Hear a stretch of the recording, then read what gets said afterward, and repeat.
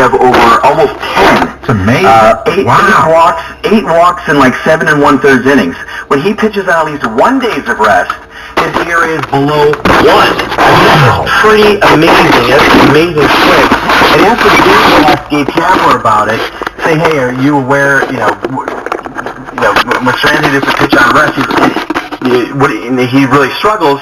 And Gabe says, I'm going to have to really look into that and really dig deeper into that. So I guess I was curious, he probably knew that, and maybe just felt that was his best option. But now it seems like they're very aware of the fact that he does struggle on back-to-back situations, and maybe they'll be a little bit more cognizant of that fact. So next time that happens... They got an 18-member analytics group, and they needed Todd Zalecki to tell them you can't pitch the kid back-to-back?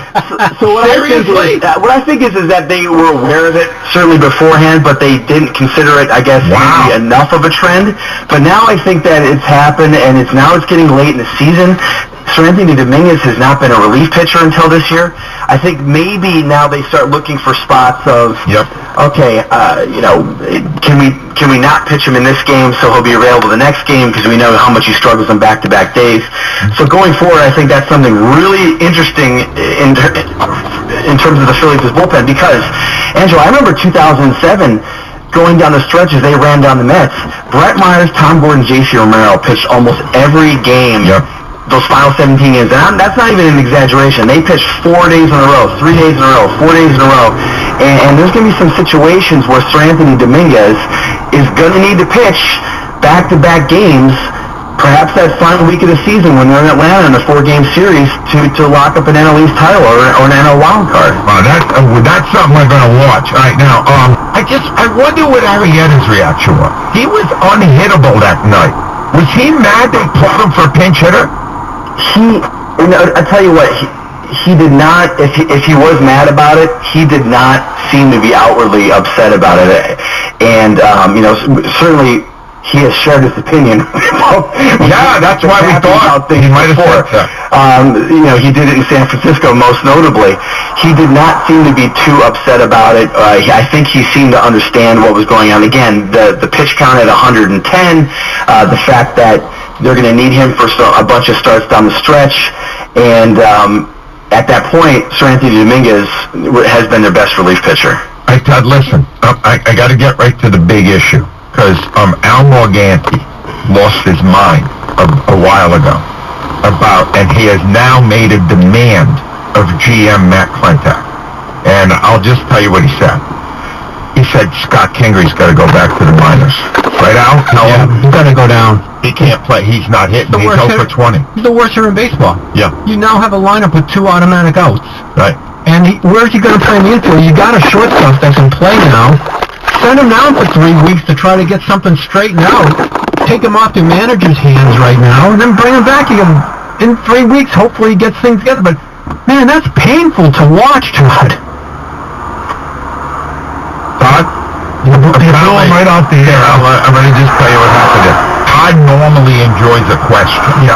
Right? And that was a statement. All right? We do have him back now. Todd, I don't know how much you heard of that. He hung up. Todd had heard that.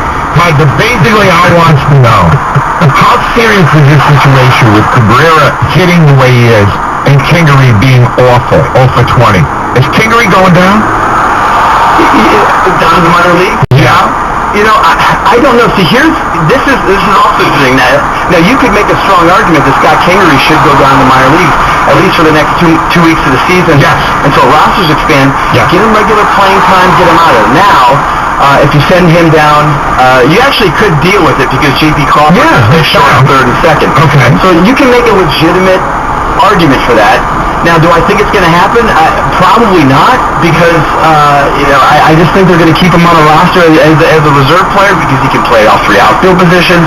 They love their positional flexibility. Todd, is he a good defensive player? I think what you've seen from him as shortstop this season, he's gotten better at shortstop. Now, is he a Gold Glover? No, he's a defensive replacement. He's a defensive replacement. J.P. Crawford is a stronger shortstop and third baseman than Scott Kingery, no doubt about it. But They need a four-man bench. So the question would be is if you option Scott Kingery at some point, who's going to be, who else is going to play out the bench? You're going to call up Aaron Altair. What are you going to do? So you're not going to call up Mitch Walding again. You're probably not going to call up Dylan Cousins again. Now, what they could do is they could try to find a waiver trade, bring in a veteran bat to help them for the stretch. I would be all about that. Now we're getting another bat. Hey, how about this? If Klentak had a chance to do it again, would he give Kingery a $24 million contract? Well, I think looking back at it now, I would say no. I was against it from day one, Tom. Did he need day one? I was against it. I never liked Kingery, Todd. Never liked him.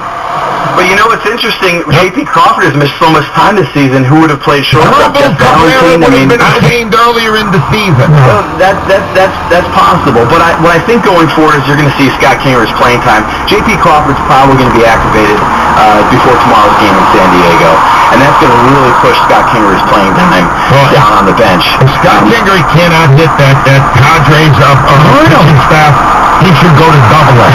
I don't even know if he'll get it. Honestly, it'll be a surprise. It'll be interesting to see how many more starts he gets the final few weeks really the rest of the season. Because isn't he better he plays in the minor leagues? Pardon me? Isn't he better that he plays and tries to get his... I agree, Al. I mean, you could send him down and get him some regular playing time. That's what they're doing with Aaron Altair. That's what they're doing with Hector Neris. That's what they're doing with Eduardo Ramos. They're getting him some regular reps down AAA. So then when they come up in September, if there is a pinch-hitting situation, the guy's gotten some regular at-bats, and he might be able to come up with a big pinch hit for you in a big spot. I mean, that's definitely, like I said, you can make a strong argument for that. There's no doubt about it. But I think going forward, I think you're going to see a lot of Cabrera at shortstop, and then a little bit of Crawford at short and third. But I mean, you want to keep playing Michael Franco too, because he's been one of their biggest bats since like the middle of June. Todd Zalecki, read him every day MLB.com. Thanks, Todd. Appreciate it, pal. All right, now listen, obviously the things that Johnson said have upset people. Well, Red Zone channel. Oh yeah. Most of us love Red Zone channel. Only one that's like 8 hours of highlights. Jason, do you like the Red Zone channel? No, it's not. It's horrible. What's wrong with you? It's horrible. What don't you like about seeing a lot of fine NFL action, no commercials, wall-to-wall, Scott Hansen overseeing it? I love it all. What don't you like? I don't like any of it. The split screen, going right to a touchdown. If you didn't see the drive, it's not entertaining. Johnson's beaming over there. Get Abe in here. Get Abe in here. We're going to change the question of the day. So you do not like it, John. Now I have met 2 idiots who do not like it. Everyone else, I think, loves it. Jonesy, do you watch it? All right, we're going to change the question of the day. Jason, give me something about the NFL you don't like besides the Red Zone channel. I would say all the sex offenders, but I really, really don't like the politics in football. I like it. I'm sorry, that's good. I like it. I think that's a good one. Because we may see some of that tonight. They're saying there might be, Malcolm Jenkins might have some sort of a new protest with Michael Bennett. I don't know. I would prefer it not be part of my football. New question, Ava, you ready? Ready. Do you like the NFL Red Zone channel? Yes or no? It's got to be 80% yes. Well, if you're at a bar and it's on, and it's up like 9 people, everybody's watching the Red Zone channel. That's right. I think they're on as long as your team's not on. John, I have never heard that opinion expressed, and you found a guy that agrees with you. It ruins your viewing of games. I can't believe you really believe that, too. Yes. So the Eagles are not playing. The Eagles play Thursday night, which, by the way, I can't stand Thursday night football. That's another one. All right? Now it's Sunday. You have no Eagles game on. You're not going Red Zone? No, I'll look at the games that are on, and I will watch them, and then watch a highlight show later on tonight. Well, you're not experienced it in real time. It ruins it. Because all you're seeing is 20 yards or closer to the end zone. You're not seeing anything else. Yeah, that's wrong. I know, I like it. No, I want it all. What about the blue zone channel where it's just between the 20 and in between? You know, want to watch that? everything in between is in the blue zone now. For me, the red zone channel is... Can I say this? I don't like it like that. The red zone channel is football form. Right? You only get the best part. You can say that. Right? Can you say that? Doesn't it ruin it for you when you want to watch an entire game? I enjoy it most when you're near the end zone. So you watch your own predilection. Look at yourself on a field goal so often. Not only do I not settle for field goals, I often go for the 2-point conversion. Who wants to kick?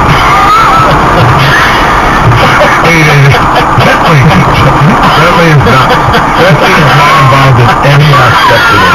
You keep my nice little items. 888-7. You're pathetic, Joe. 888. The underdog. 729-9494. He is not under anything. WIP Sports Time 9:17. How does your beach ride? I have what doctors call a little bit of a weight problem. Workouts with Sports Radio 94 WIP. The only way to listen anytime, anywhere is to download the radio.com app.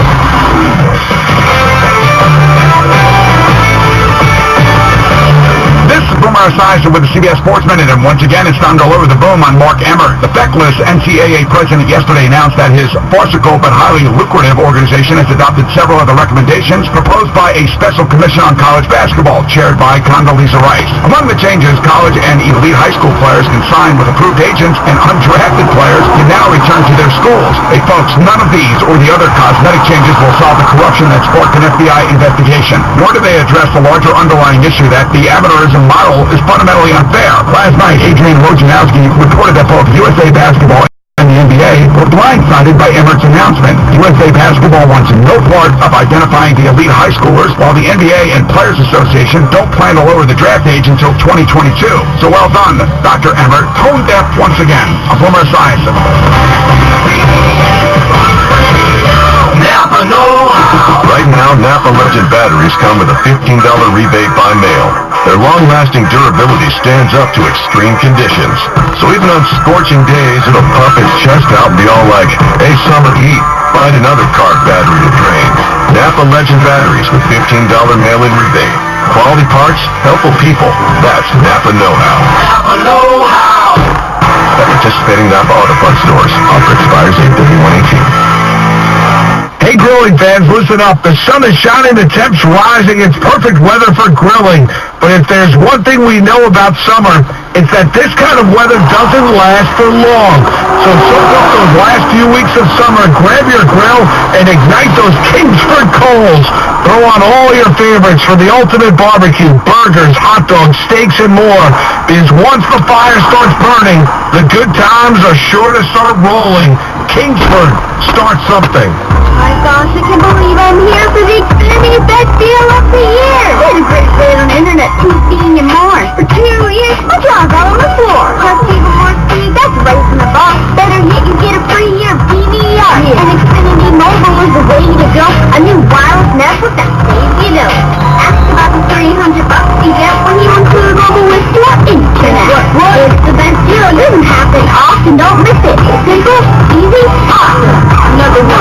Now through September 16th, get internet, TV, and voice for $79.99 a month for 2 years with a 2-year agreement, and DVR service free for a year. Plus, ask how to get $300 back when you add Xfinity Mobile and purchase a new